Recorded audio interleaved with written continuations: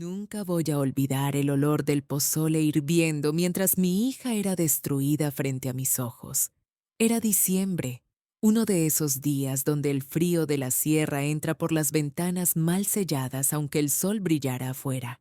La casa de los Mendoza olía a caldo de cerdo, orégano seco y esa pretensión barata que intentaban disfrazar con servilletas de tela bordadas con sus iniciales, como si un monograma pudiera comprar la clase que nunca tuvieron.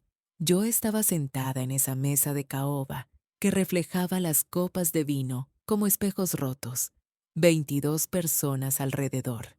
Primos, tíos, la famosa Beatriz presidiendo como si fuera la dueña del mundo, y no solo de un club social de pueblo donde las señoras se juntan a criticar a las que no están presentes.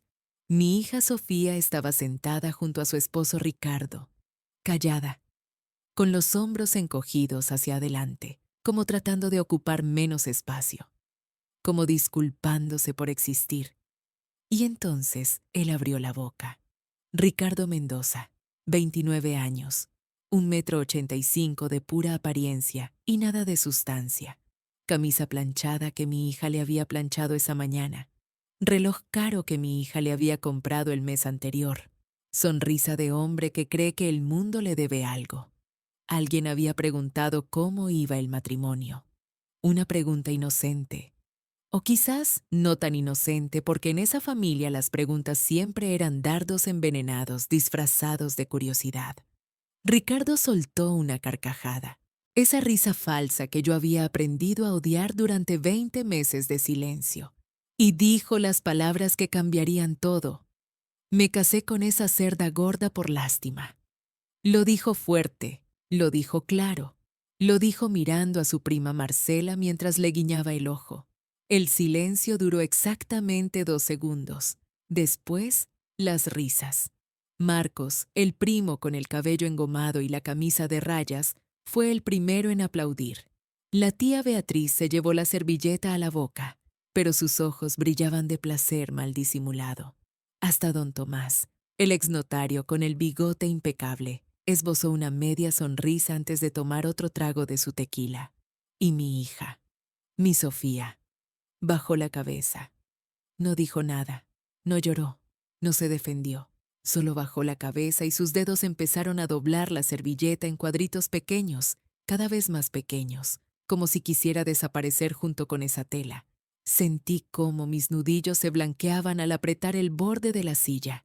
La madera me clavaba las uñas en la palma, pero no me importó. El dolor físico era nada comparado con el incendio que estaba creciendo en mi pecho.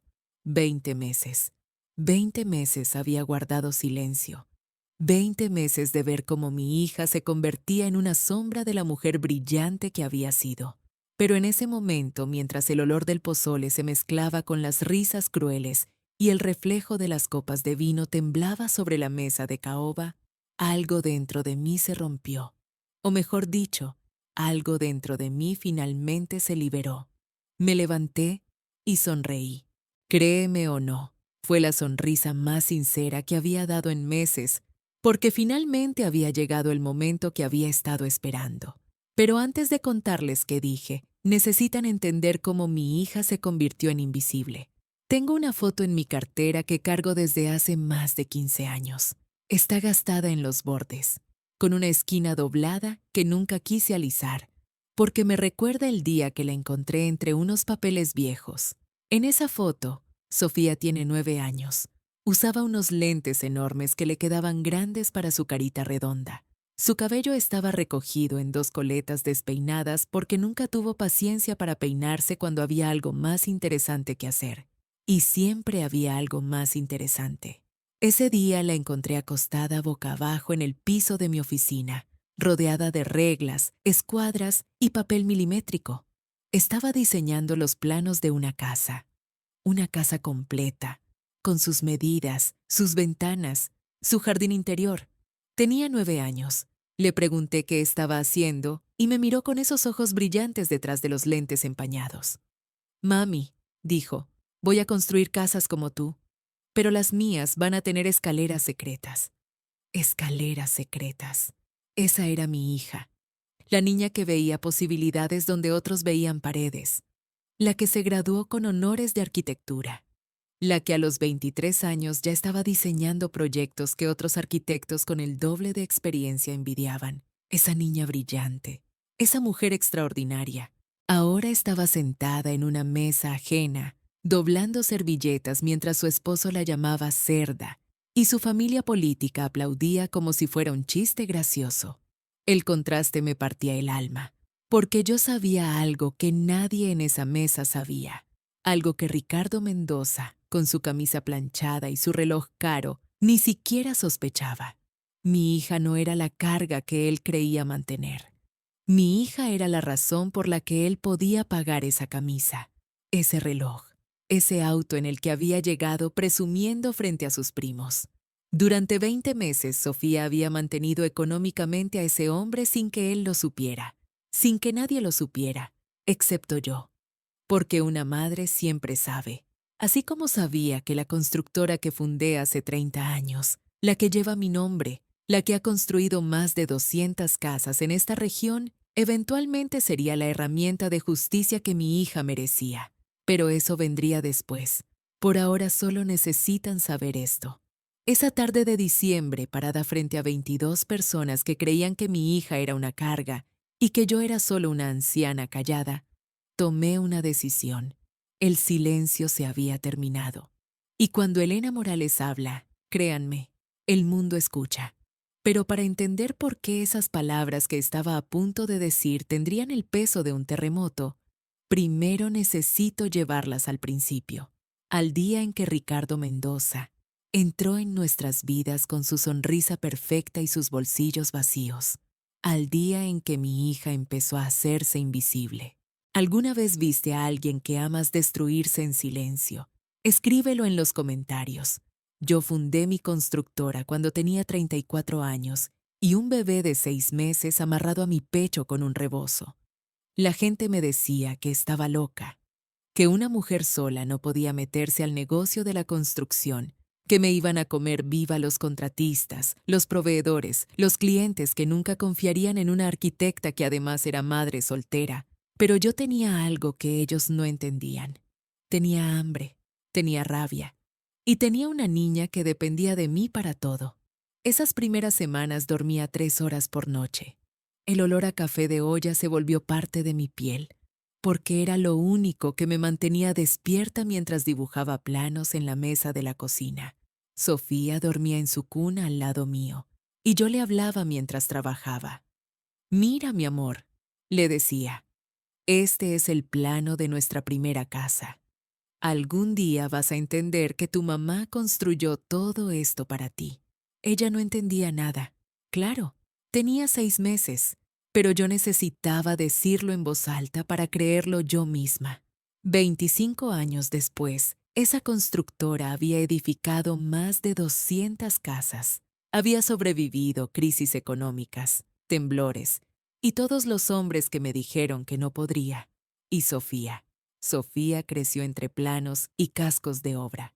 Sus primeros pasos los dio en un terreno donde estábamos construyendo un fraccionamiento. Se cayó sobre tierra suelta y se llenó de polvo, pero no lloró. Solo se levantó y siguió caminando hacia donde estaban los albañiles mezclando cemento. A los 9 años ya sabía leer planos mejor que algunos de mis empleados. Se sentaba en mi oficina después de la escuela, con sus trenzas despeinadas y su uniforme manchado de lápiz, y me señalaba cosas. «Mamá, esta escalera está muy empinada. Los viejitos se van a cansar». Tenía razón, siempre tenía razón. A los 15 diseñó su primer cuarto. Era para una clienta que quería un espacio de lectura, y Sofía le propuso ventanas en ángulo que capturaban la luz de la tarde, sin calentar demasiado. La clienta lloró de emoción cuando lo vio terminado. Esa era mi hija, brillante, creativa, con ojos que veían soluciones donde otros veían problemas. Cuando cumplió 23, ganó un premio universitario por un diseño de vivienda sustentable, casas que podían construirse con materiales locales, que no necesitaban aire acondicionado porque usaban ventilación cruzada, que costaban la mitad y duraban el doble. El día de la premiación, La vi subir al escenario con su vestido amarillo, el pelo recogido, los lentes que siempre se le resbalaban por la nariz. Sonreía tanto que parecía que le dolía la cara. Ese fue el último día que la vi usar colores brillantes, porque 3 semanas después conoció a Ricardo Mendoza. Fue en una boda. La hija de un proveedor que trabajaba conmigo desde hacía 15 años. Sofía fue como mi acompañante porque su hermano Roberto estaba de viaje. Yo lo vi primero. Alto. Sonrisa fácil. Camisa blanca perfectamente planchada. Pero mi ojo de arquitecta notó lo que otros no veían. La etiqueta del traje estaba mal cortada. Alguien había intentado quitarla con tijeras en lugar de con un descosedor, dejando hilos sueltos en el cuello. Traje prestado, pensé. No es que tener poco dinero sea malo.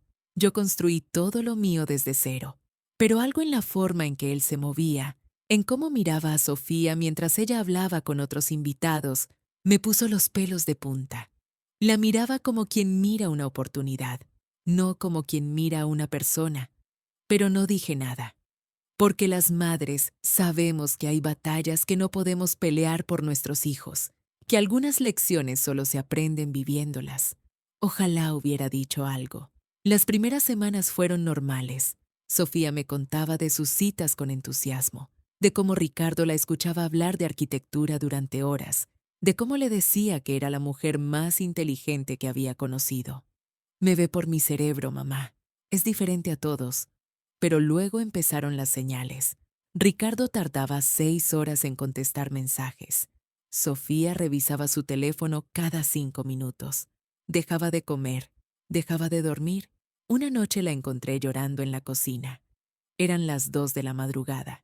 Yo había bajado a prepararme café de olla porque no podía dormir, preocupada por un proyecto que se estaba retrasando. El olor a canela y piloncillo llenaba la casa cuando la escuché sollozar. Estaba sentada en el piso, con su suéter viejo de lana, ese que usaba desde la universidad. El suéter tenía hoyos en los codos y olía a naftalina, pero ella se negaba a tirarlo. Decía que la hacía sentir segura. Esa noche, abrazadas a ese suéter, parecía otra vez la niña de 9 años que lloraba porque otros niños se burlaban de sus lentes. No sé qué hago mal, mamá. Le escribí hace 6 horas y no me contesta. A lo mejor lo aburrí hablando del proyecto del premio. A lo mejor debí quedarme callada. Mi hija brillante, disculpándose por ser inteligente. Casi le dije todo lo que pensaba. Casi le grité que un hombre que la hacía sentir menos era un hombre que no la merecía, que su cerebro era lo más hermoso que tenía y que cualquier idiota que no lo viera era exactamente eso, un idiota. Pero ella levantó la cara. Se secó las lágrimas con la manga del suéter. Es diferente, mamá. Me ve por mi cerebro. Solo está ocupado. Ya vas a ver. ¿Qué más podía decir? Las semanas pasaron. Sofía dejó de usar sus vestidos de colores. El amarillo desapareció de su closet. Luego el naranja. Luego el verde. Todo se volvió gris, negro. Colores que no llamaban la atención. Colores de alguien que quiere desaparecer. Yo guardaba una foto de ella en mi cartera. Una de cuando tenía 8 años, con su casco de obra rosado, sonriendo frente a la primera casa que construimos juntas. Cada noche la sacaba y la miraba. ¿Dónde estás, mi niña? ¿Qué le pasó a esa sonrisa? 8 meses después de la boda donde lo conoció, Ricardo llegó a cenar a nuestra casa. Se arrodilló frente a Sofía en el jardín, bajo las luces que ella misma había diseñado años atrás. Sacó una cajita de terciopelo azul. El anillo era pequeño, la piedra brillaba demasiado, demasiado perfecta, demasiado uniforme. Circonia, supe inmediatamente. He visto suficientes materiales falsos en mi vida para reconocerlos al instante. Sofía dijo que sí entre lágrimas. Ricardo la abrazó con esa sonrisa de siempre, esa que nunca le llegaba a los ojos. Y yo me quedé parada en la puerta de la cocina, con el olor a café de olla en mis manos, pensando una sola cosa. Ojalá ese anillo no sea una cadena. Yo había soñado con la boda de mi hija desde que era niña. La imaginaba en un vestido que ella misma diseñaría. lleno de detalles arquitectónicos que nadie más entendería. Un escote que enmarcara su sonrisa, tela que flotara cuando bailara conmigo el vals. La realidad fue diferente. La boda fue en junio, un sábado caluroso, donde el aire olía a gardenias y a algo más que no supe nombrar. Algo pesado, algo que se sentía como despedida. Beatriz organizó todo: el menú, las flores, la música, los centros de mesa, el orden de los discursos, hasta el tono exacto de las servilletas. Sofía solo asentía. Vi como mi hija, la misma que a los 9 años discutía con proveedores sobre la calidad del cemento, se convertía en una invitada de su propia boda. Beatriz le mostraba muestras de tela. Sofía decía que sí. Beatriz cambiaba el menú de pollo a pescado. Sofía decía que sí. Beatriz eliminaba la canción que Sofía quería para el primer baile. Sofía decía que sí. Siempre que sí. Nunca que no. El vestido me partió el corazón. Mangas largas hasta las muñecas, cuello alto que le cubría la garganta, tela gruesa que no dejaba adivinar ninguna curva. Mi hija siempre tuvo un cuerpo hermoso, fuerte, con caderas que ella misma describía como de pintora del Renacimiento. Yo le decía que su cuerpo era como las casas que construíamos juntas, sólido, bien cimentado, hecho para durar.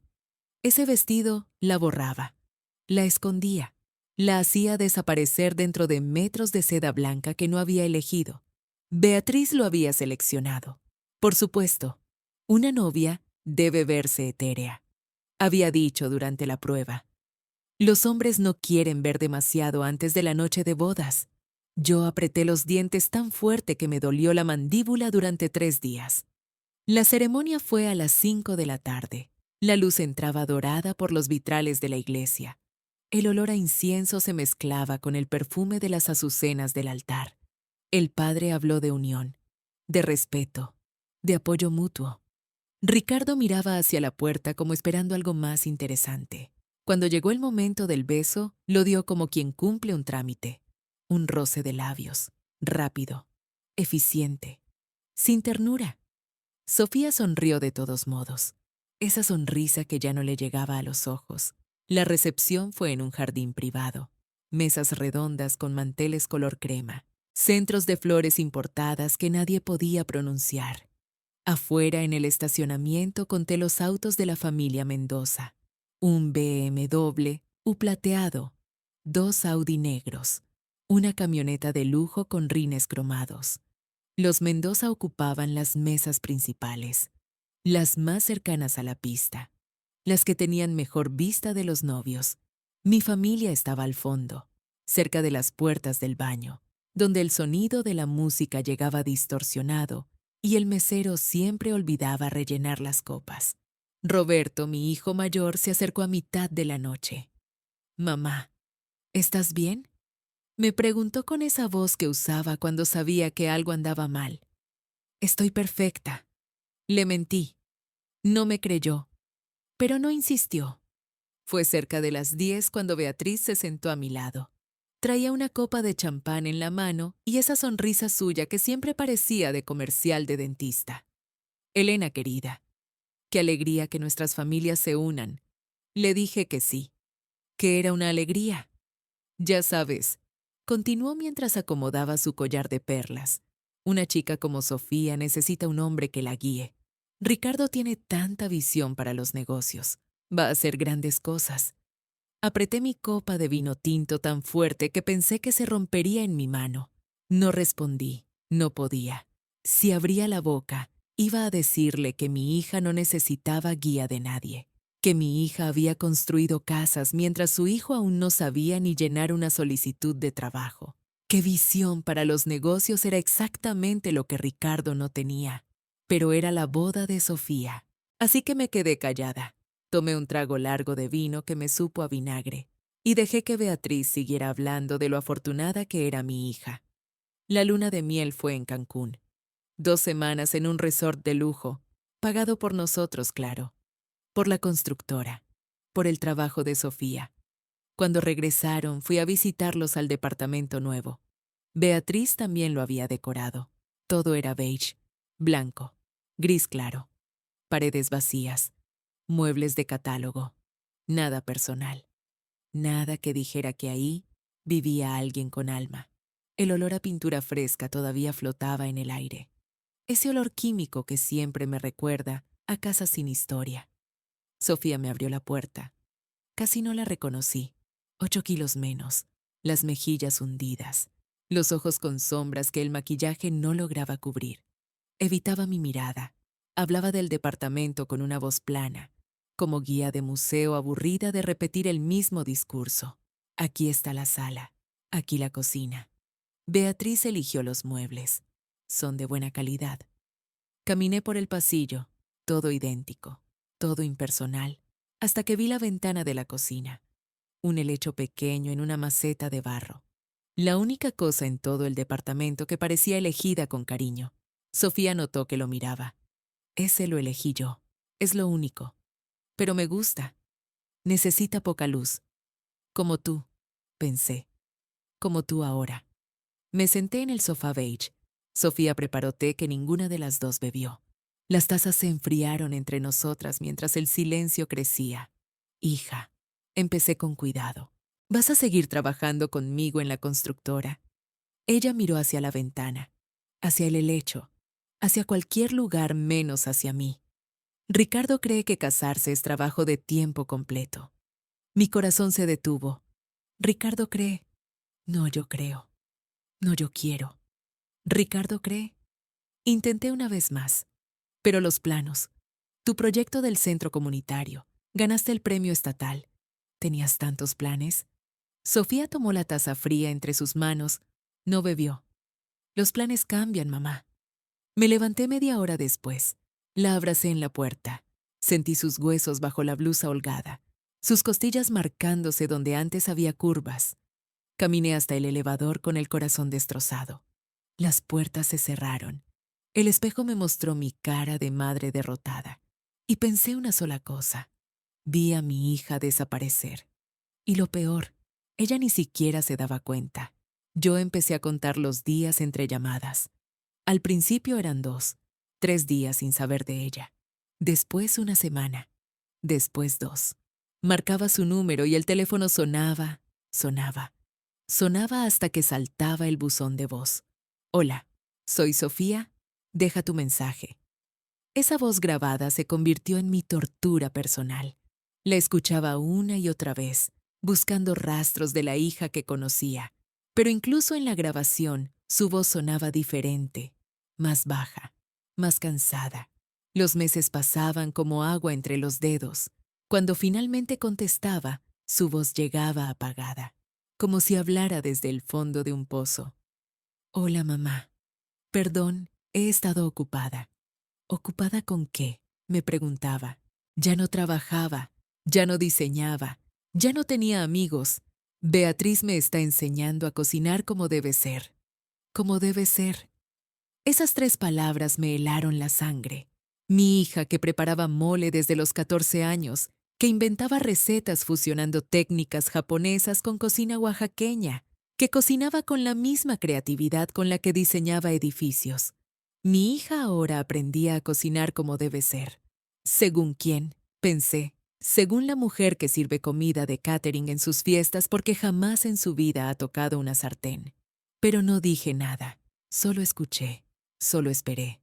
3 meses después del matrimonio, la invité a comer, solo nosotras dos. Elegí un restaurante de pozole en el centro, uno de esos lugares con manteles de plástico a cuadros rojos y servilletas de papel. Nada elegante, nada que Beatriz aprobaría. Un lugar donde podíamos ser simplemente madre e hija. El olor a chile guajillo y orégano me envolvió cuando entré. El vapor subía de las ollas enormes en la cocina abierta. Las señoras con delantales bordados servían los platos hondos llenos de caldo rojo, con trozos generosos de carne. Sofía llegó 20 minutos tarde, vestida de beige, como su departamento, como su nueva vida. Se sentó frente a mí sin mirarme a los ojos. Pedimos pozole rojo para las 2. Ella apenas tocó el suyo. Movía la cuchara en círculos, dibujando patrones en la superficie del caldo. El tostado que le ofrecí se quedó intacto en el plato. Hija, ¿cómo estás? Y no me digas que bien. Dime la verdad. Su barbilla tembló. Una lágrima cayó en el pozole. Después otra. Después no pudo parar. Ricardo dice que hablo mucho, que hago muchas preguntas, que las esposas inteligentes escuchan más de lo que hablan. Me mordí la lengua tan fuerte que sentí el sabor metálico de la sangre. Sofía, mírame.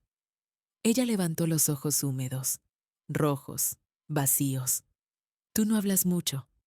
Nunca has hablado mucho. Y tus preguntas siempre han sido brillantes.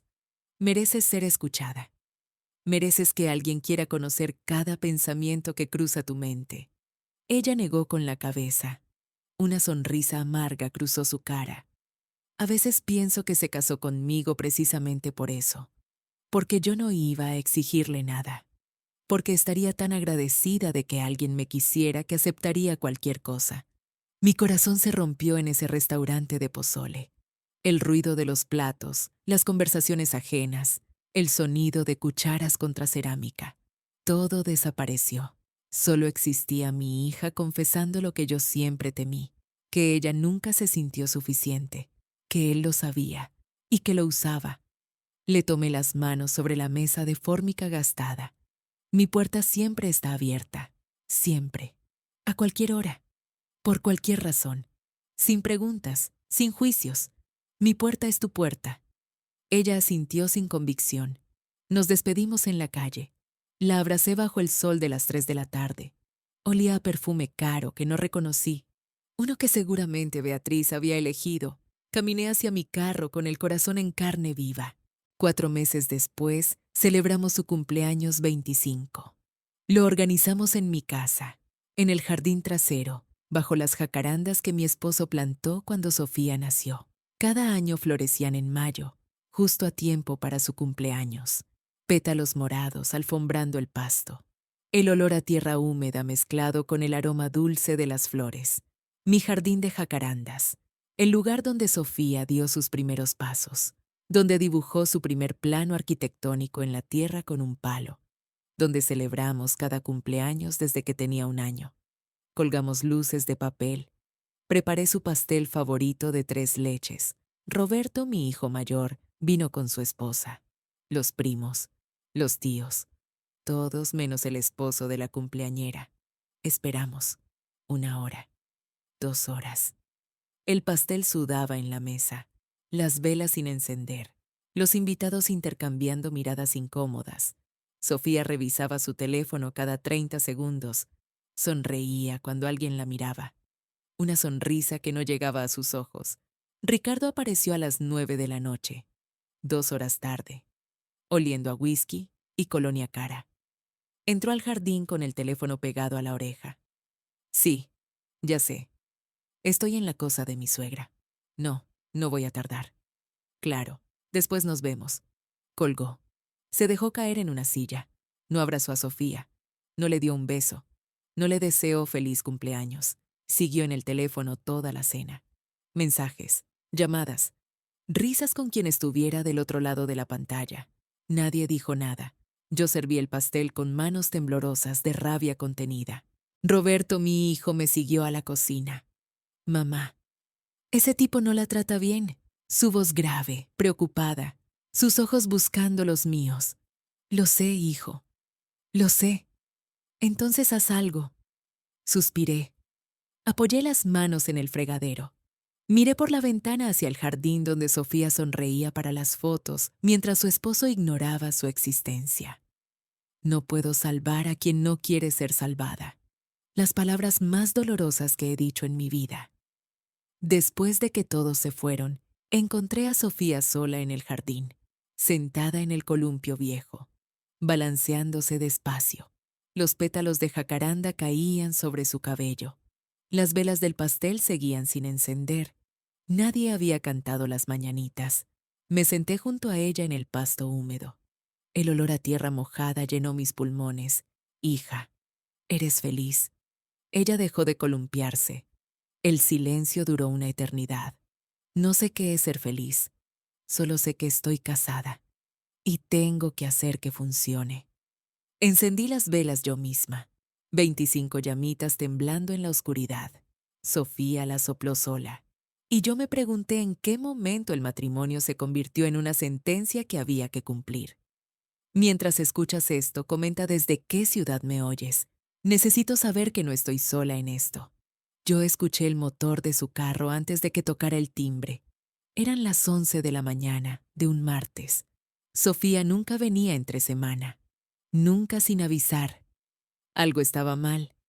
Abrí la puerta y la encontré con los ojos hinchados, el rímel corrido formando ríos negros por sus mejillas. Temblaba, no del frío, de algo más profundo. Mamá. Su voz se quebró en esa sola palabra. La abracé ahí mismo, en el umbral, sin preguntar nada. Sentí como su cuerpo se sacudía con sollozos que había estado conteniendo quién sabe cuántas horas. Olía a shampoo de hotel barato y a algo más, a miedo. El miedo tiene un olor, agrio, metálico, como monedas viejas mezcladas con sudor frío. La llevé adentro. La senté en el sillón de la sala. Preparé té de manzanilla con miel, como cuando era niña y tenía pesadillas. El reloj de péndulo marcaba cada segundo con una precisión cruel. Tic, tac, tic, tac. Sofía sostenía la taza sin beber. El vapor subía y se disolvía en el aire. Sus manos temblaban tanto que el líquido formaba pequeñas olas contra la porcelana. Discutí con Ricardo, su voz apenas un susurro. Me senté frente a ella. Esperé. He aprendido que el silencio a veces habla más que las palabras. Le dije que quería volver a trabajar. El corazón me dio un vuelco. Mi niña, mi arquitecta brillante, queriendo recuperar lo que era suyo. ¿Y qué te dijo? No fue pregunta. Fue preparación para el golpe. Sofía levantó la vista. Sus ojos cafés, los mismos que brillaban cuando me mostraba sus primeros dibujos de casas, ahora estaban apagados, vacíos. Me dijo que parecía desesperada, que como si él no pudiera mantenerme.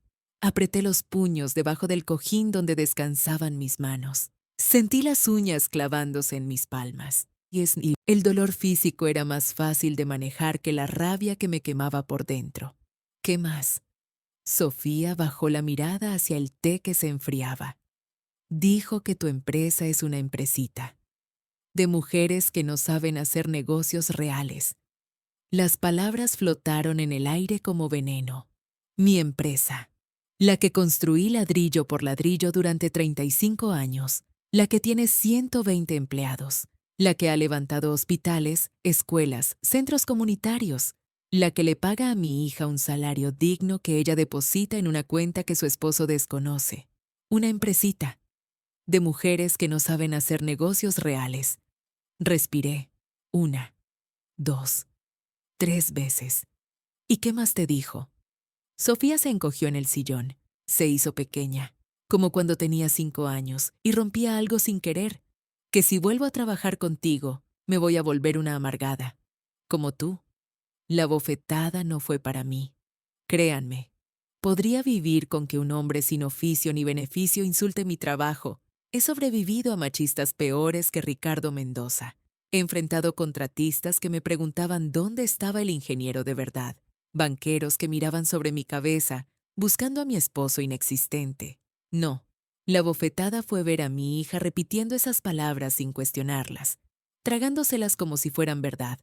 Sofía, mírame. Levantó los ojos. ¿Qué le dijiste tú? Cuando dijo todo eso sobre mí, sobre mi empresa, sobre tu carrera. El silencio se estiró como chicle. Afuera un perro ladraba. El cartero pasó en su bicicleta. La vida seguía mientras mi mundo se detenía. Nada. La palabra cayó como piedra en agua quieta. No dije nada. ¿Por qué? Porque si decía algo se enojaba más. Y ahí lo vi. El ciclo completo, perfectamente visible, como los planos que leo todos los días en la oficina. Cada línea clara, cada conexión evidente. Él la insulta, ella calla. Él interpreta el silencio como permiso. Repite, escala. Ella calla más fuerte. Él crece. Ella se encoge. Esto no es amor, hija. Las palabras salieron antes de que pudiera detenerlas. Esto es control. Sofía se levantó de golpe. El té se derramó sobre la mesa de centro. La mancha café se extendió como una herida. Ya sabía que no lo ibas a entender. Su voz cambió, de víctima a defensora de su verdugo. Tú no sabes lo que es estar casada. No sabes lo que es ceder para mantener la paz. Hija, no. No me digas hija como si fuera una niña. Tengo 26 años. Sé lo que hago. Ricardo me ama. A veces dice cosas que no piensa. Todos lo hacemos. Agarró su bolso. Las llaves tintinearon como campanas de advertencia. Fue un error venir. Pensé que ibas a apoyarme, pero solo querías tener razón. La puerta se cerró con un golpe seco, y yo me quedé ahí, sentada, mirando la mancha de té expandirse sobre la madera que mi abuelo talló hace 60 años. El silencio de la casa me aplastaba. Me levanté despacio. Mis huesos crujieron. 61 años de vida pesaban más esa mañana. Caminé hasta el librero del pasillo. Saqué el álbum de fotos. El de pasta azul, desgastado por los años y las manos. La encontré en la tercera página. Sofía a los 9 años, sentada en mi escritorio de la constructora. Lápiz en mano, regla sobre papel, diseñando su primera casa. Una mansión imposible con torres y puentes y jardines suspendidos. Sus ojos brillaban con esa certeza que solo tienen los niños, esa fe inquebrantable en que todo lo que imaginan puede existir. ¿Qué le hiciste, Ricardo? Hablé en voz alta. A la foto, a la casa vacía, a nadie. ¿Qué le hiciste a mi niña? Las lágrimas cayeron sobre el plástico protector del álbum. Resbalaron sin dejar marca. 2 semanas después, Sofía me llamó, su voz alegre, demasiado alegre. Mamá, Ricardo me trajo flores. Estuvo más cariñoso estos días. Creo que la pelea nos sirvió para reconectarnos. Cerré los ojos. Conocía ese guión. Los abusadores tienen un manual que siguen al pie de la letra. Golpear, consolar, repetir. Las flores son anzuelos, hija. Pero no lo dije. Me alegro, mi amor. Mentí. Colgué el teléfono. Miré por la ventana. Las rosas del jardín se marchitaban bajo el sol de octubre. Sus pétalos caían uno a uno, silenciosos, derrotados, y entonces lo supe. Sofía no podía ver. No todavía. Estaba demasiado adentro del laberinto para encontrar la salida, pero yo sí podía ver. Y ver sin actuar me convertía en cómplice. Lo que no sabía es que lo peor estaba por venir, y yo iba a tener que actuar. Yo sabía que mayo traería tormentas. Lo sentía en los huesos, como las abuelas predicen la lluvia. La llamada llegó un martes por la noche. La voz de Sofía temblaba como hoja en vendaval. Mamá. Lo despidieron. Silencio. Esperé. Don Tomás lo corrió del despacho. Dijo que llegaba tarde, que no cumplía, que era un irresponsable. Respiré hondo. El olor a café de olla que hervía en mi cocina me ancló a la realidad. El propio padre de Ricardo lo había despedido. Su propio padre. El hombre que firmó 1000 escrituras sin pestañear, que construyó su reputación sobre la puntualidad y el rigor. Ese hombre miró a su hijo y dijo, «No sirves. Qué duro, hija». ¿Cómo está él? Sofía soltó un suspiro que parecía arrastrar años de cansancio. Furioso. Lleva 3 horas gritando. Dice que su papá nunca lo quiso, que lo humilló a propósito, que el mundo está en su contra. Y a ti, te ha dicho algo. Un silencio largo, demasiado largo. Solo que soy tonta por no defenderlo frente a su familia. Cerré los ojos. Mis nudillos se blanquearon sobre el teléfono. Quise gritarle. Quise suplicarle. Quise atravesar el auricular y sacarla de esa casa, donde el aire debía oler a bilis y resentimiento. Pero había aprendido. Presionarla alejaba. Tenía que ser estratégica. Sofía, mi amor, si necesitas algo. Ella me cortó. Estoy bien, mamá. Solo necesitaba contarle a alguien. Ya se le pasará. Colgó. Me quedé mirando la hornilla donde el café burbujeaba. Las llamas lamían el fondo de la olla con lenguas azules y naranjas. El vapor subía en espirales que se perdían en el techo. 3 horas gritando. 3 horas de veneno derramándose sobre mi hija. Y ella decía que estaba bien. Una semana después, Sofía me llamó de nuevo. Su voz, diferente, más pequeña. Mamá. Le sugerí algo a Ricardo. Le dije que yo podría trabajar mientras él buscaba algo nuevo. ¿Y qué dijo? Silencio.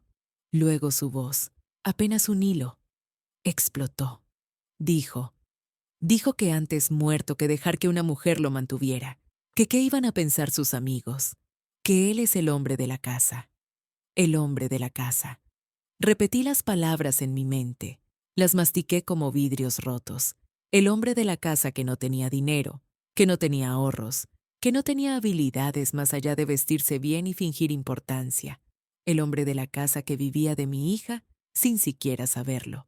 Porque yo lo sabía. Sabía que Sofía había estado pagando la mitad del alquiler desde el principio. Sabía que ella compraba los víveres, que ella cubría los servicios. Lo sabía porque ella me lo había confesado llorando una noche de febrero, haciéndome jurar que guardaría el secreto. Él dice que está ahorrando para algo especial, mamá. No quiere que se lo arruine. Ahorrando. ¿Con qué trabajo? ¿Con qué sueldo? Mentiras sobre mentiras sobre mentiras. Esa noche no dormí. Di vueltas entre las sábanas hasta que el algodón se sintió como papel de lija contra mi piel. A las 4 de la madrugada tomé una decisión. Al día siguiente llamé a Sofía.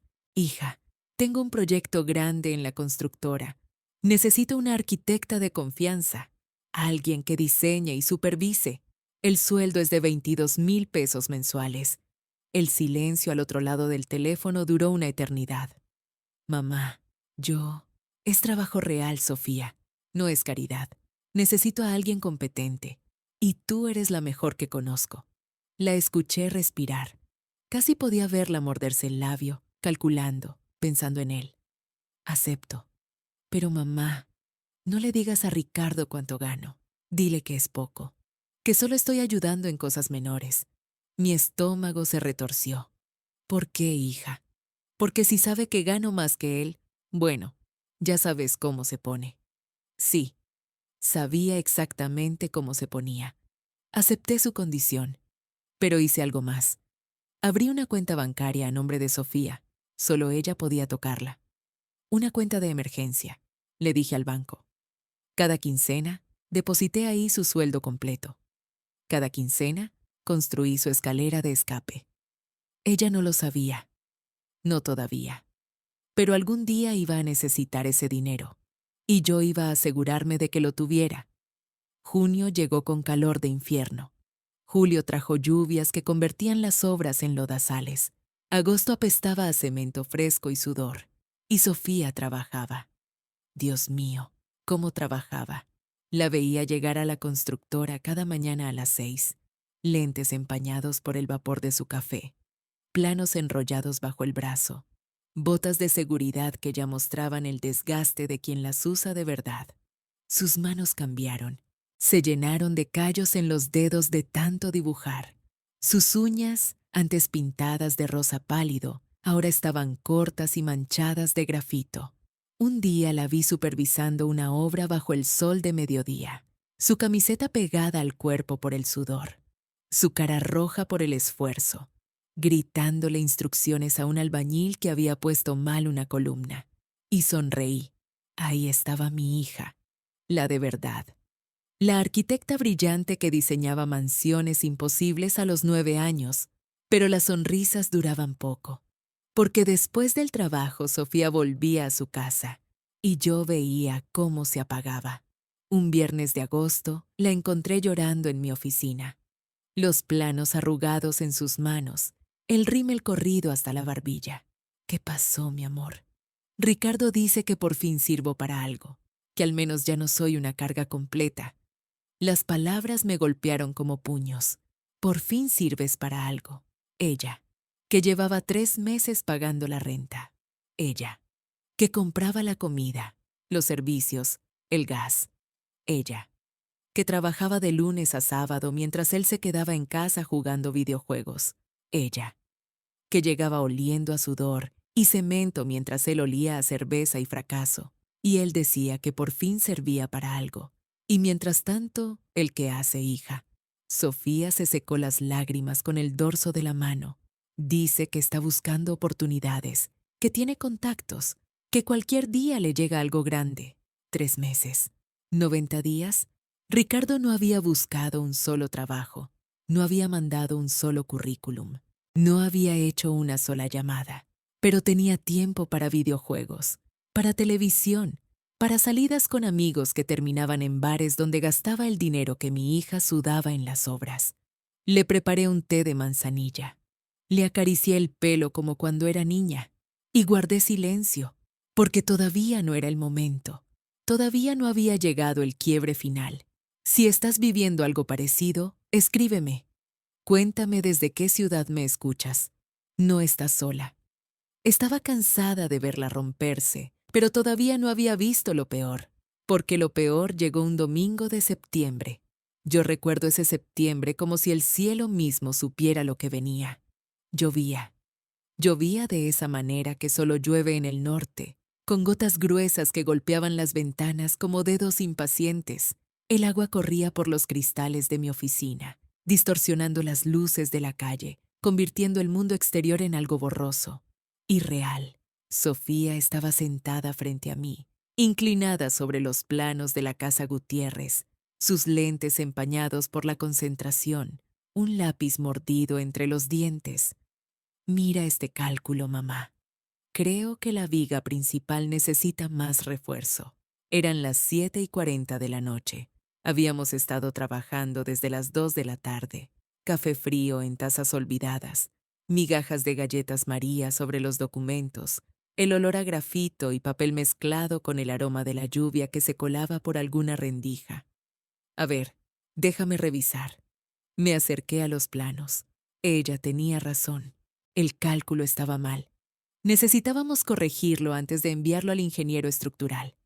Estábamos tan concentradas que ninguna de las dos escuchó el teléfono de Sofía. Estaba en su bolsa, enterrado bajo un suéter y una bufanda. Vibrando, vibrando, vibrando. 17 veces. Fue hasta las 8:15 que Sofía se estiró, bostezó y fue por su bolsa para buscar su brillo labial. Y entonces lo vi, su cara, el color drenándose como si alguien hubiera abierto una llave. Dios mío. ¿Qué pasa, hija? 17 llamadas. Ricardo. Dios mío, está furioso. Sus manos temblaban mientras desbloqueaba el teléfono, mientras marcaba el número, mientras esperaba que él contestara. No contestó. Sofía empezó a recoger sus cosas como si el edificio estuviera en llamas. Tengo que irme ahora mismo. Hija, espera. Estás trabajando. Tienes derecho a trabajar. No lo entiendes, mamá. Y salió corriendo. Literal. Corriendo bajo la lluvia sin paraguas. Corriendo hacia su carro. Corriendo hacia él. Me quedé parada en la puerta de la oficina, viendo cómo sus luces traseras desaparecían en la cortina de agua. Esa noche no pude dormir. Me senté en la cocina de mi casa, sola, con una taza de café que se enfriaba entre mis manos. El reloj marcaba la medianoche. La lluvia seguía cayendo, más suave ahora, como un susurro triste contra el techo.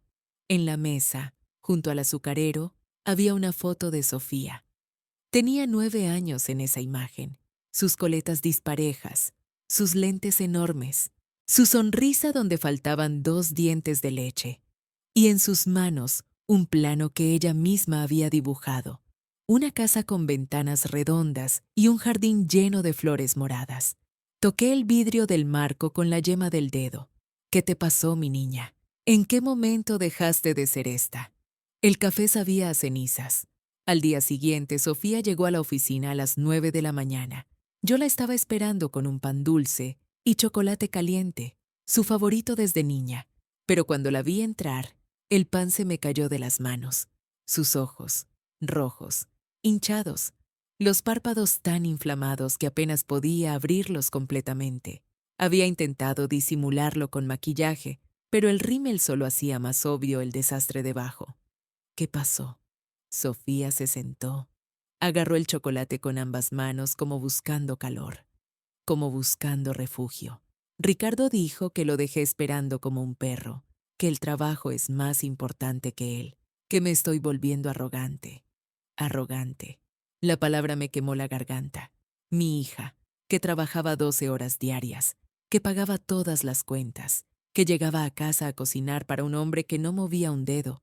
Ella era la arrogante. Tú no eres arrogante, Sofía. Estás trabajando. Sofía bajó la mirada al chocolate. Pero tiene razón, mamá. Debí avisarle, debí llamarlo. Lo dejé solo toda la tarde. Hija, él está solo toda la tarde todos los días. No trabaja. Pero eso es diferente. Él está buscando oportunidades. Las mismas oportunidades que llevaba 5 meses buscando. Las oportunidades que nunca llegaban porque él no hacía nada para encontrarlas. Entendí entonces algo que me heló la sangre. Sofía no veía la realidad. Estaba tan metida en el ciclo, tan acostumbrada al abuso disfrazado de amor, que ya no podía distinguir lo normal de lo enfermo. Él le gritaba, y ella se disculpaba. Él la insultaba, y ella se culpaba. Él la explotaba, y ella lo justificaba. Mi hija se había convertido en prisionera de un hombre que ni siquiera necesitaba cadenas, porque ella misma se las había puesto. 3 días después, sonó mi teléfono. Era Beatriz. Elena, querida. Necesitamos hablar sobre Sofía, su voz, ese tono dulce que escondía veneno, como miel derramada sobre vidrios rotos. ¿Qué pasa con Sofía? Está trabajando demasiado. Ya no tiene tiempo para atender su hogar. Ricardo me contó que el otro día llegó tardísimo, que ni siquiera le avisó. Un matrimonio necesita cuidados, Elena. La mujer tiene responsabilidades. Algo se rompió dentro de mí. Responsabilidades. Beatriz, Ricardo no trabaja desde hace meses. Sofía paga todo, absolutamente todo. La renta, la comida, los servicios. Ella trabaja 12 horas diarias mientras tu hijo se queda en casa viendo televisión. Silencio del otro lado. Y luego, esa risa corta y condescendiente. Eso es culpa tuya, Elena. Tú le metiste esas ideas en la cabeza. Las mujeres de antes sabíamos cuál era nuestro lugar. Pero tú criaste a Sofía como si fuera hombre. Y ahora mira los resultados. Colgué. Colgué antes de decir algo de lo que me arrepentiría. Antes de gritarle todas las verdades que llevaba meses tragándome. Esa noche, cuando vi a Sofía, le conté todo. Su reacción me destruyó. No debiste hablarle así a Beatriz, mamá. Ahora va a estar molesta. A mí qué me importa. Pero a mí sí me importa. Es la mamá de mi esposo. Tengo que convivir con ella. Y ahí estaba otra vez. Esa necesidad de agradar, de no hacer olas, de mantener la paz a costa de su propia dignidad. La lluvia volvió esa noche, golpeando mis ventanas, golpeando mi corazón. Me tomé otro café a medianoche, sola, mirando la foto de Sofía niña, esperando el momento correcto. Los días siguieron. Octubre llegó, y con él una nueva escalada de humillaciones. Yo creía conocer todos los tipos de dolor que una madre puede sentir. El dolor del parto, el dolor de ver a tu hija enferma, el dolor de soltarla cuando se casa. Pero ese octubre me enseñó un dolor nuevo, el dolor de ver cómo la humillan y no poder hacer nada. Un jueves, Sofía llegó a mi oficina sin avisar. Eran casi las 7 de la tarde. Yo estaba revisando unos planos, con el olor familiar de la tinta fresca y el café tibio que siempre tengo en el escritorio. Cuando la vi entrar se me heló la sangre. Traía la ropa de obra, pantalón caqui manchado de cemento, botas llenas de polvo, el cabello recogido en una cola despeinada. Pero eso no fue lo que me destrozó.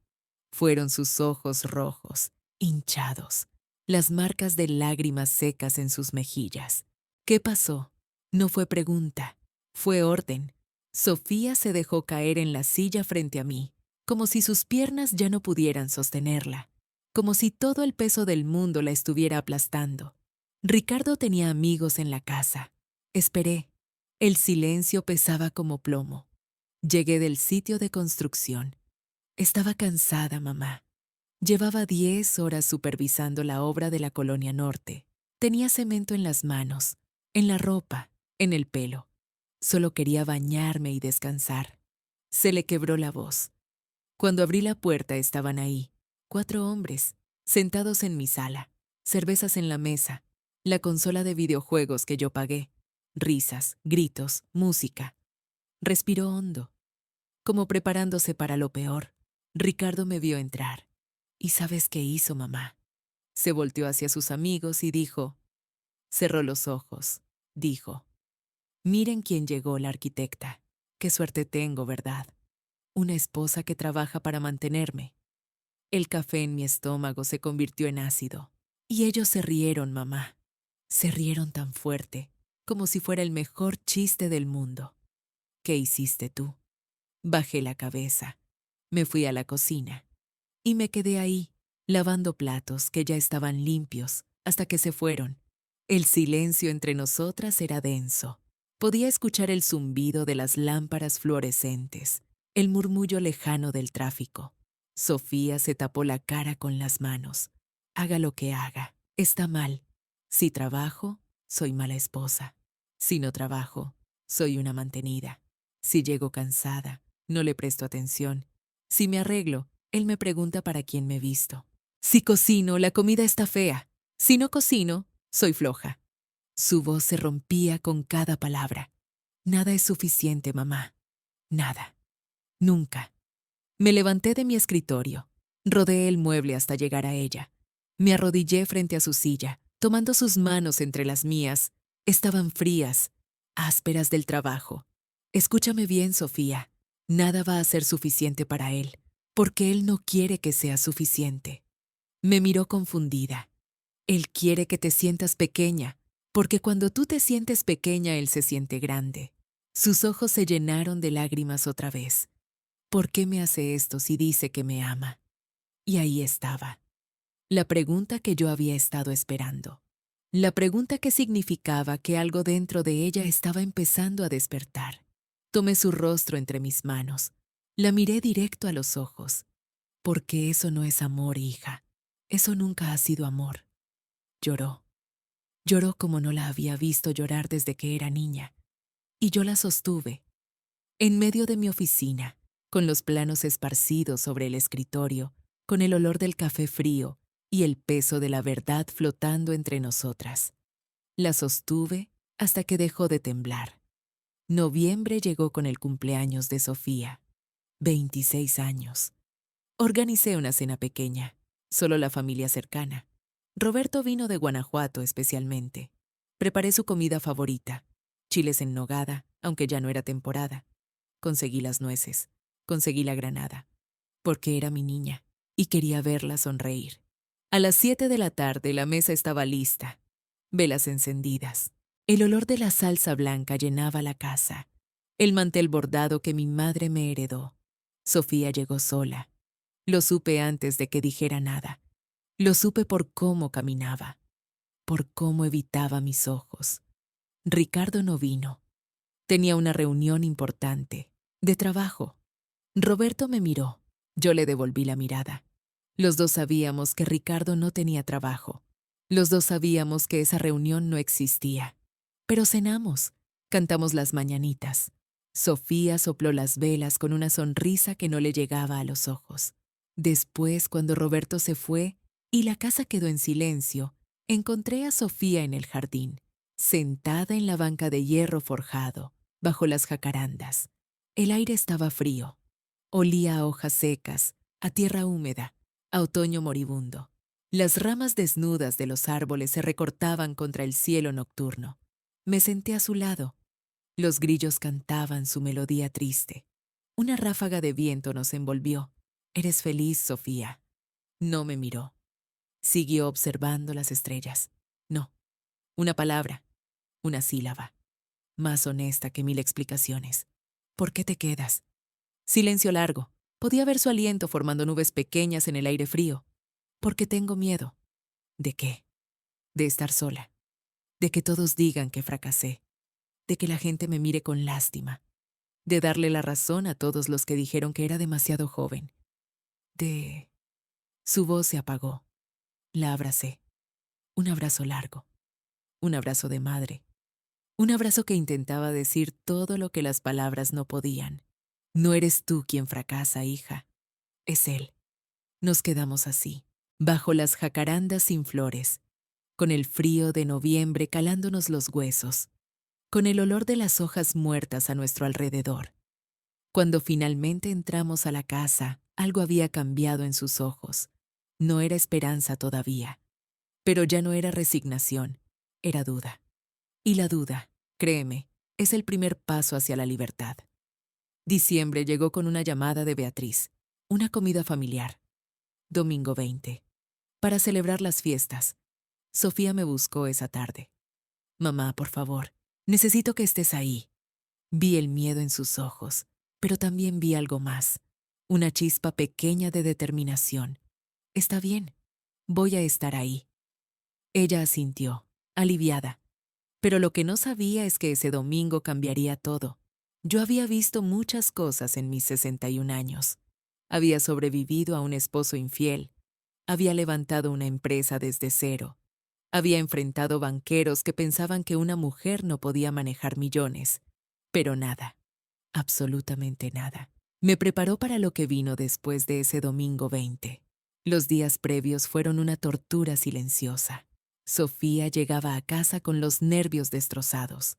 La encontraba mordiendo sus uñas hasta que sangraban, caminando de un lado a otro de la sala, repitiendo frases que sonaban ensayadas. Ricardo quiere que todo salga perfecto. Dijo que su tío de Monterrey va a estar ahí, el que tiene la empresa grande. Dice que esta vez va a ser diferente. La observaba mientras hablaba. Sus manos temblaban, sus ojos evitaban los míos. Olía a miedo, a incertidumbre, a esas noches sin dormir que dejan un rastro amargo en la piel. Beatriz había invitado a la familia completa, los tíos ricos de Monterrey, los primos, todos. Ricardo estaba convencido de que le ofrecerían trabajo, que finalmente lo reconocerían, que su momento había llegado. Y yo sabía, con esa certeza que solo da la experiencia, que ese domingo sería un desastre. No me equivoqué. Ese domingo me levanté y les dije la verdad. Les dije que esa cerda gorda era quien pagaba la camisa que él traía puesta, que mi hija había mantenido a ese parásito durante 20 meses. El silencio en esa mesa fue mi única respuesta. Tomé a Sofía de la mano y salimos de ahí para siempre. Lo que vino después fue la guerra. El 23 de diciembre, Beatriz me llamó. Elena, querida, necesito hablar contigo. Es importante. Su voz era dulce, demasiado dulce, como esas flores que huelen precioso pero esconden veneno en sus pétalos. Nos encontramos en un café del centro, uno de esos lugares con paredes de piedra y mesas de madera antigua.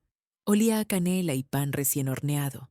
Afuera la gente pasaba cargada de bolsas navideñas, con prisa por terminar las compras de último momento. Beatriz llegó vestida impecable, traje sastre beige, perlas en el cuello, maquillaje perfecto. Se sentó frente a mí con esa postura de reina ofendida.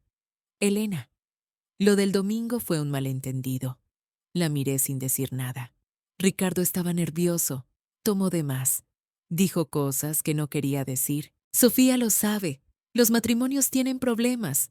Movió su mano en el aire como espantando una mosca molesta.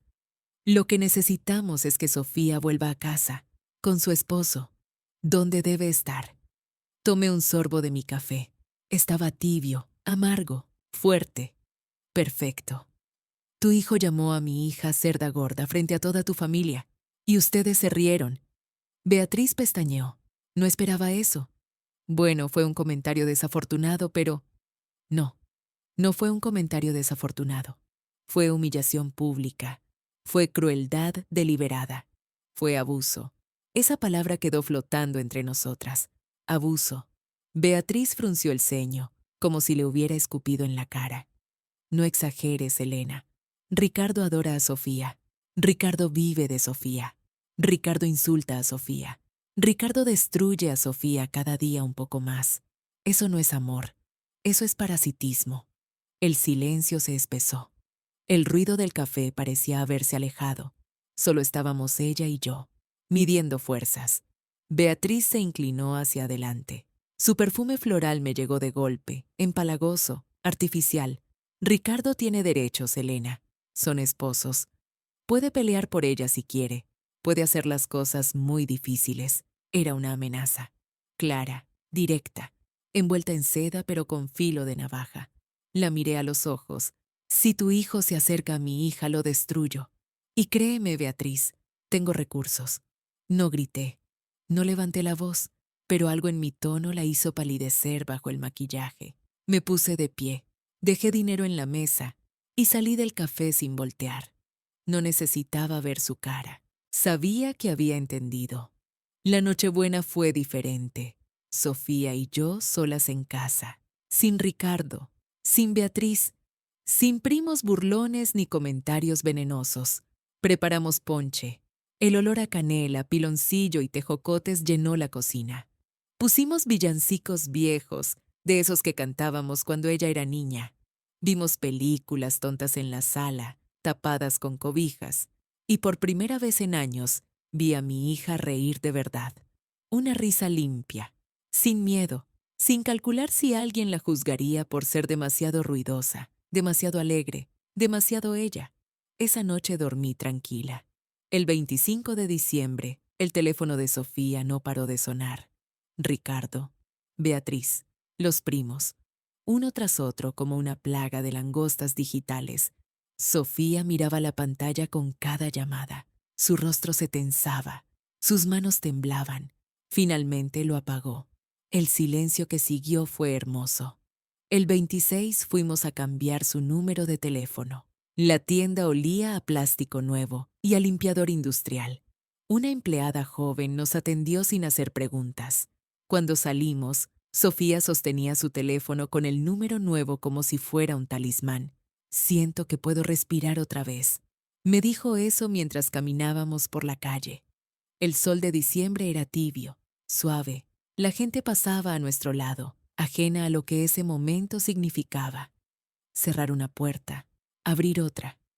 El 28, Sofía vino a buscarme temprano. Mamá, quiero volver a trabajar. Necesito recuperar quién era antes de Ricardo. Su voz era firme. Sus ojos brillaban con algo que no veía en años. Determinación. El 30 de diciembre la acompañé a la constructora. Cuando cruzamos la puerta, los trabajadores la reconocieron de inmediato. El maestro Pedro, con sus manos callosas y su sonrisa de dientes disparejos, fue el primero en abrazarla. Arquitecta Sofía, ya era hora. Uno por uno, fueron acercándose. Abrazos torpes, palmadas en la espalda, palabras simples pero honestas. La extrañábamos. Qué bueno que volvió. Esta empresa es suya también. Sofía lloró, pero eran lágrimas buenas, de esas que limpian en lugar de destruir. La víspera de Año Nuevo, salimos al jardín a ver los fuegos artificiales. El cielo explotó en colores: rojo, verde, dorado. El olor a pólvora se mezclaba con el frío de la noche. Las explosiones retumbaban en el pecho. Sofía levantó su copa hacia las estrellas. Adiós a todo lo viejo. Bienvenido lo nuevo. La abracé fuerte. Mi niña. Mi arquitecta. Mi hija valiente. En ese momento supe que iba a estar bien. Pero lo que no sabíamos, mientras los cohetes iluminaban el cielo y brindábamos por un futuro mejor, era que Ricardo tenía una carta más por jugar. Yo sabía que enero traería consecuencias. Lo que no imaginé fue lo rápido que Ricardo se desmoronaría sin el andamio invisible que Sofía había sido para él. Los primeros días del año fueron luminosos. Sofía llegaba a la constructora temprano, con su café en mano y una sonrisa que no había visto en años. El olor a cemento fresco, a madera recién cortada, a tierra húmeda de las excavaciones. Todo eso la revitalizaba como agua a una planta marchita. La observaba desde mi oficina, cómo revisaba planos con los ingenieros, cómo explicaba detalles a los maestros de obra, cómo su voz recuperaba esa autoridad natural que Ricardo había aplastado con sus comentarios venenosos. Mi hija estaba regresando. Los primeros días de enero pasaron tranquilos, pero yo sabía que la calma No duraría. Mantuve la seguridad de la casa en alerta máxima. A mediados de enero, recibí una llamada de Monterrey. Don Alberto, el tío rico de Monterrey. Su voz sonaba cansada. Elena, te llamo por cortesía. Ricardo duró menos de una semana en mi empresa. Lo despedí hace 3 días. ¿Qué pasó? Un suspiro largo atravesó la línea telefónica. Llegaba oliendo a alcohol. No cumplía horarios. Faltaba sin avisar.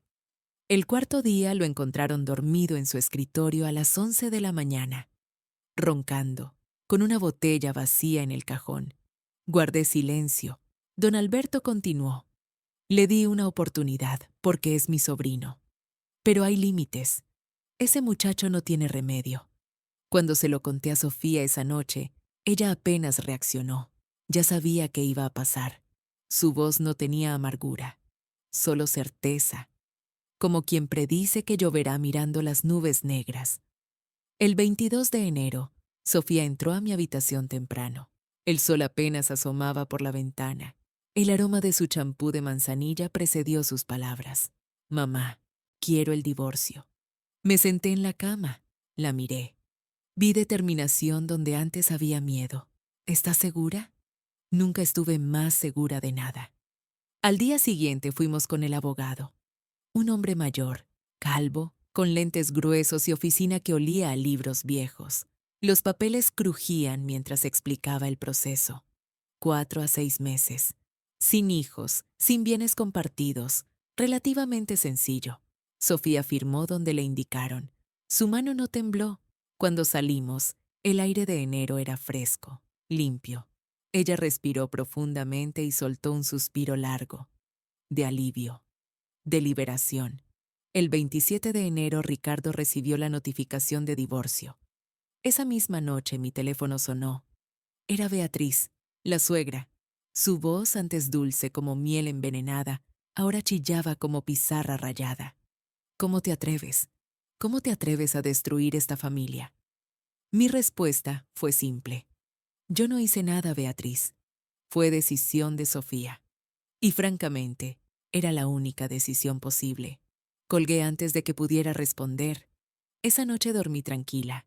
Mi hija estaba en la habitación de al lado, segura, en paz, comenzando a reconstruirse. Si esta historia te tocó el corazón, suscríbete. Cada día, una mujer, una lección de vida. Yo sabía que Ricardo no aceptaría la derrota en silencio. La primera semana de febrero, unos días después de que recibió los papeles de divorcio, llegó a mi casa. Eran las 11 de la noche. El sonido de su carro frenando bruscamente me despertó.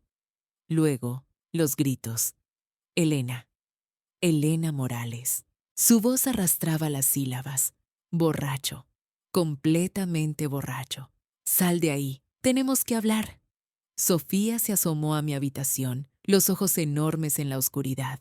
Le hice señas de que se quedara adentro. Tomé mi bata, la apreté contra mi pecho y bajé las escaleras. Cada peldaño crujía bajo mis pies. El olor a madera vieja de la casa me recordó por qué la había construido yo misma. Era mía. Cada ladrillo, cada viga, cada centímetro. Abrí la puerta principal solo un poco. El aire frío de febrero me golpeó la cara. Ricardo estaba en la banqueta tambaleándose. Su camisa estaba arrugada, manchada. El cabello, siempre tan perfecto, ahora despeinado, grasoso. Olía a alcohol barato desde donde yo estaba. Vete o llamo a la policía. Mi voz sonó más firme de lo que me sentía. Él se acercó un paso. 2. Esto es tu culpa. Todo es tu culpa. Yo era feliz. Tenía una vida. Tenía una esposa. Y tú me lo quitaste todo. Solté una risa corta, sin humor. No, Ricardo. Tú arruinaste todo. Tú solo. Nadie más. Se quedó quieto un momento. La luz del farol de la calle proyectaba sombras extrañas sobre su rostro. Parecía más viejo, cansado, destruido. Sofía me amaba. No. Sofía te mantenía. Hay una diferencia. Dio un paso atrás como si lo hubiera golpeado, luego otro. Se subió a su carro. El motor rugió. Las llantas chirriaron contra el pavimento y desapareció en la noche. Cerré la puerta con llave, doble llave. Mis manos temblaban, pero no de miedo, de rabia contenida durante 20 meses que finalmente encontraba salida. Cuando subí, Sofía estaba sentada en el pasillo. Abrazaba sus rodillas contra el pecho. ¿Estás bien, mamá? Me senté junto a ella. El piso estaba frío a través de mi bata. Pero no me moví. Estoy bien. Y tú también lo estarás. Las semanas siguientes fueron extrañamente tranquilas, como esos días después de una tormenta, cuando todo huele a tierra mojada y el silencio se siente denso, pesado de significado. El 14 de febrero amaneció soleado, un San Valentín sin nubes. Preparé el desayuno como cuando Sofía era niña. Huevos revueltos, pan tostado con mantequilla, jugo de naranja fresco. El aroma llenaba la cocina, mezclándose con el café de olla que burbujeaba en la estufa. Sofía bajó todavía en pijama. Se sentó frente a mí. Miró la mesa puesta, las flores que había cortado del jardín. Mamá, dime, es el primer 14 de febrero que no me siento triste. Me quedé quieta, esperando. Me siento libre. Sus ojos brillaban, pero no eran lágrimas de dolor. Eran de algo nuevo, algo que se parecía mucho a la esperanza. A finales de febrero, Ricardo firmó los papeles sin pelear. Ni una llamada, ni una objeción, nada. El abogado nos llamó a su oficina. El mismo olor a libros viejos, los mismos lentes gruesos. Todo está en orden. El divorcio será final en mayo. Sofía sonrió. Una sonrisa pequeña, tímida, como probando músculos que había olvidado usar. Se acabó. Marzo trajo noticias inesperadas, amigos comunes, vecinos de los Mendoza, conversaciones en el mercado que llegaban a mis oídos sin que yo las buscara. Ricardo había perdido el departamento. Sin el dinero de Sofía pagando todo, no pudo mantenerlo ni un mes. Tuvo que volver con sus padres. Pero la relación con Tomás y Beatriz estaba rota. Su padre, don Tomás, el exnotario de bigote impecable, había cerrado la puerta de su estudio. No le hablaba. Su madre lloraba a escondidas, avergonzada ante el club social que presidía. El primo Marcos me encontró en una cafetería. Se veía incómodo, removiéndose en su silla. El cabello, ya sin tanto gel como antes. Señora Elena. Ricardo está muy mal. Guardé silencio. No sale de su cuarto. No habla con nadie. Perdió a todos sus amigos cuando se supo que Sofía era quien pagaba todo. Está destruido. Esperé sentir satisfacción. Esperé sentir esa dulce venganza que prometían las películas, pero solo sentí tristeza. Tuvo todas las oportunidades, todas, y las desperdició una por una. Marcos asintió, incómodo, y se fue. Abril llegó con flores en el jardín y algo más, algo inesperado. Sofía volvió de una conferencia de arquitectura con los ojos brillantes. Se sentó frente a mí en la sala, casi sin poder contener las palabras. Mamá, conocí a alguien. Mi corazón dio un salto. Pero esperé. La dejé hablar. Se llama Daniel. Es arquitecto. Tiene su propia firma. Me escuchó hablar sobre mis proyectos durante 2 horas sin interrumpirme ni una vez. 2 horas, mamá. Su voz se quebró un poco. Me trata bien. Me hace sentir valiosa. Me dijo que se siente afortunado de haberme conocido. Esa noche dormí en paz. Mi hija estaba sanando. Mayo llegó con calor anticipado y el olor a jazmín que entraba por las ventanas abiertas. El día 12, Sofía y yo fuimos a la oficina del abogado por última vez. El documento final estaba sobre el escritorio. Papel grueso, letras negras, sellos oficiales. Sofía lo tomó con ambas manos. Lo miró por un largo momento.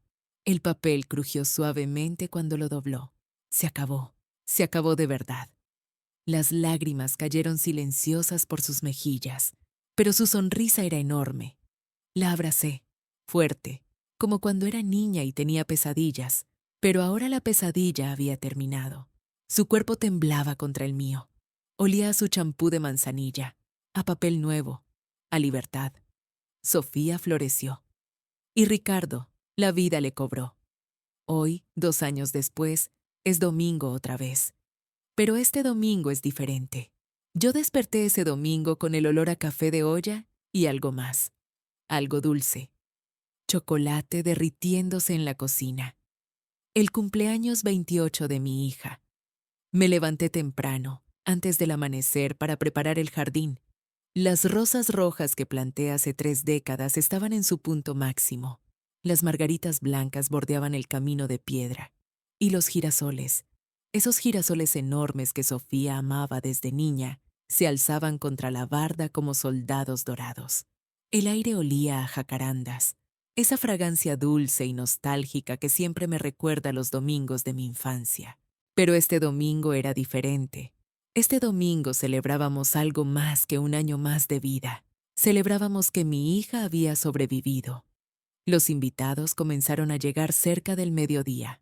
Familia. Amigos de la Universidad de Sofía, compañeros de la constructora, gente que la quería de verdad, gente que nunca la había hecho sentir pequeña.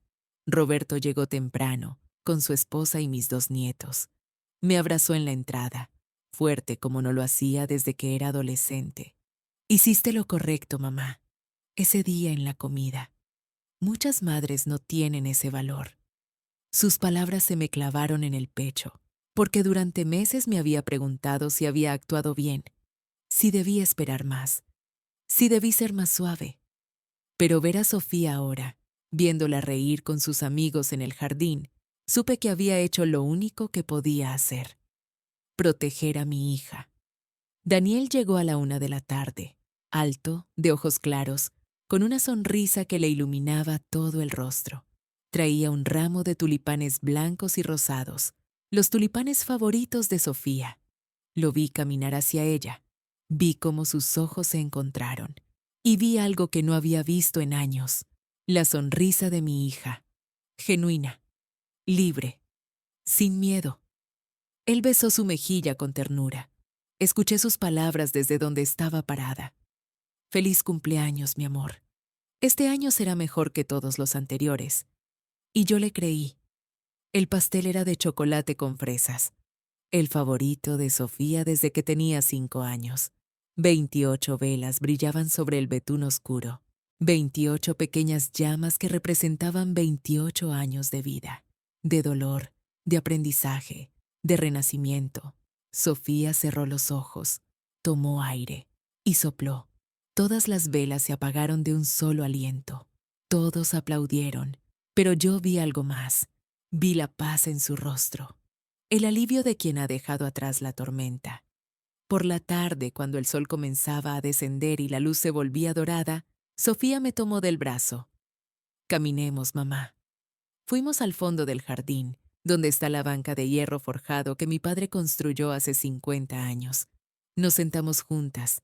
El metal estaba tibio por el sol de la tarde. El silencio entre nosotras era cómodo, familiar. Mamá. Su voz era suave. Gracias. ¿Por qué, mi amor?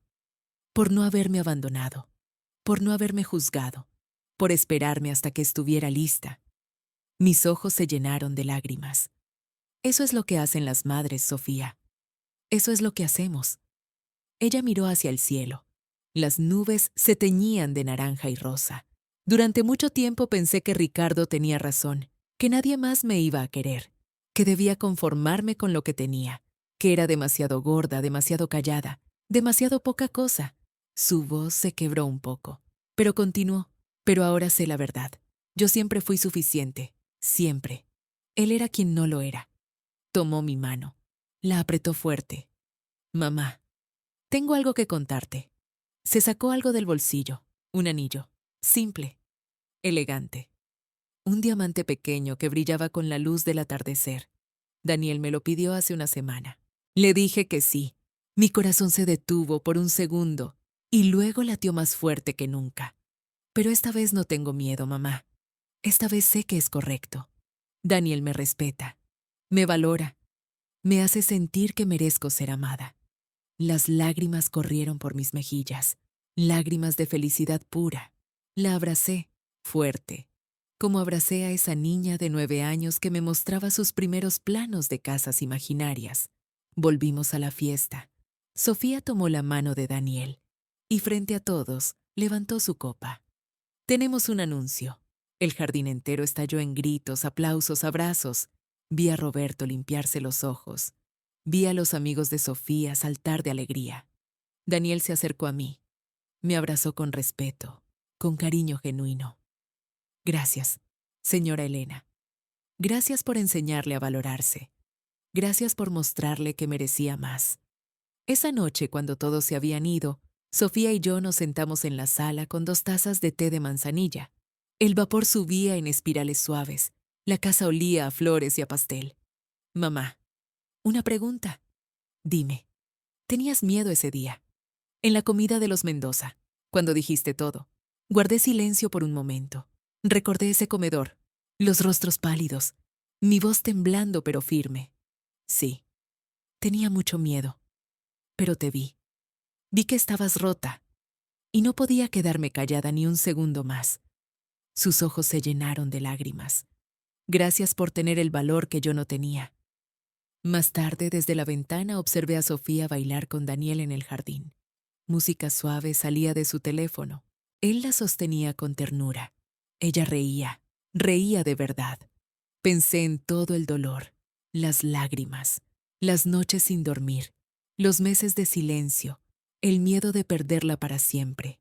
Y ahora, mi hija estaba viva, floreciendo. Si estás escuchando esto y te reconoces en esta historia, quiero que sepas algo. No estás sola. Hay salida. Mereces ser feliz.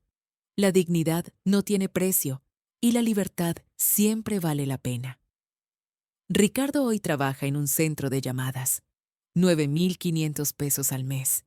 Vive con sus padres. La vida le cobró cada mentira, cada humillación, cada peso que robó del esfuerzo de mi hija. Sofía hoy tiene su propia firma de arquitectura. Tiene un amor real. Tiene paz. Tiene una vida que vale la pena vivir.